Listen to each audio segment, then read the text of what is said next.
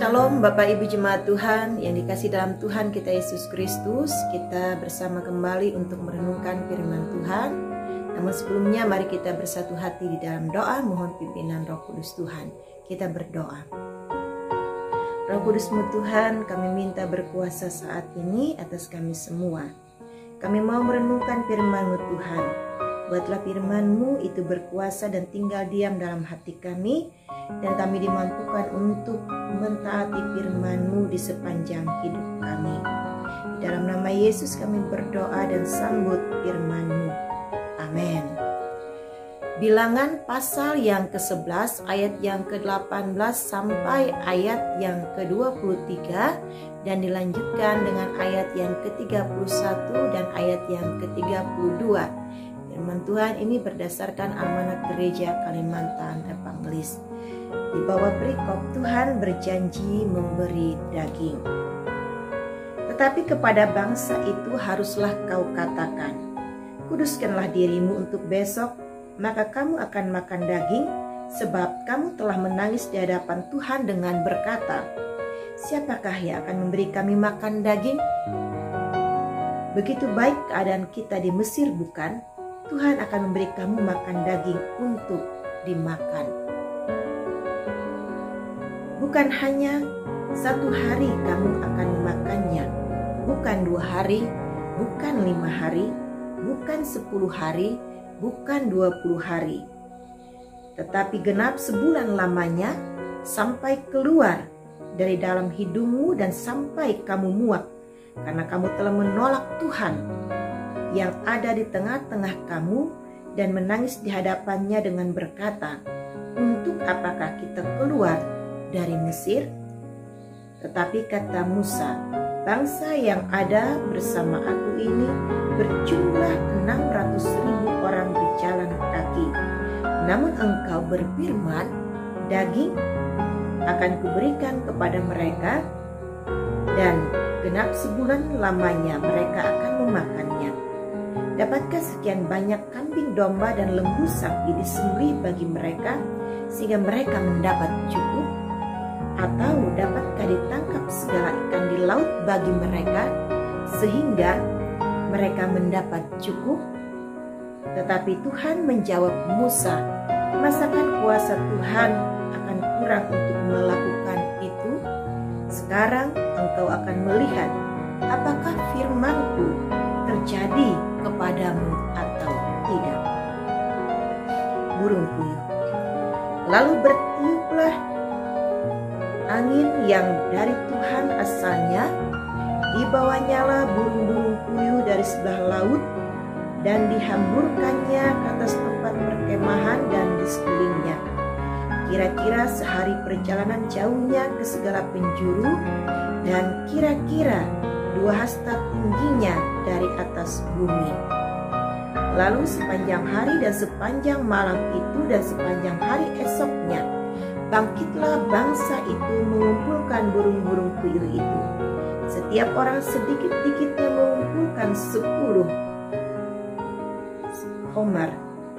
Kemudian mereka menyebarkannya lebar-lebar sekeliling tempat perkemahan. Demikian firman Tuhan. Tema kita pada saat ini saya memberi judulnya pemeliharaan Allah. Perjalanan kehidupan yang kita jalani sampai hari ini tidak lepas dari pemeliharaan Tuhan.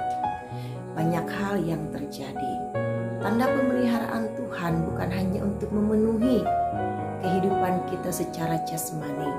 Tanda pemeliharaan Tuhan bukan hanya ketika kita luput dari setiap persoalan, dari setiap tantangan, cobaan, dan rintangan yang terjadi. Akan tetapi pemeliharaan Tuhan, pemeliharaan Allah itu membuat kita semakin kuat untuk dapat menjalani kehidupan dari waktu ke waktu. Bapak Ibu jemaat Tuhan, pada kesempatan kita ini, kita bersyukur bahwa Tuhan yang memelihara hidup kita sekalian umatnya. Perjalanan bangsa Israel menunjukkan ketika mereka keluar dari Mesir, bahwa apa yang dimau Tuhan, apa yang dikehendaki oleh Tuhan tidak pernah Tuhan membiarkan umatnya. Dia yang menjaga, dia memberikan segala yang baik. Dia yang menghalau musuh-musuh bangsa Israel. Mereka boleh menjalani seluruh perjalanan mereka di padang gurun dengan keadaan baik.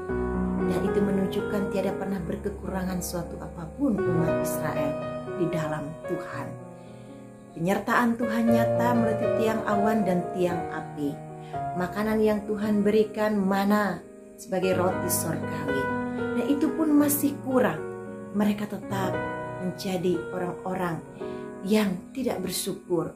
Menjadi orang-orang yang bersungut-sungut kepada Tuhan. Sehingga pada akhirnya Metinas kita melihat mereka ingin dan meminta kepada Tuhan agar mereka diberikan daging, yaitu memakan daging.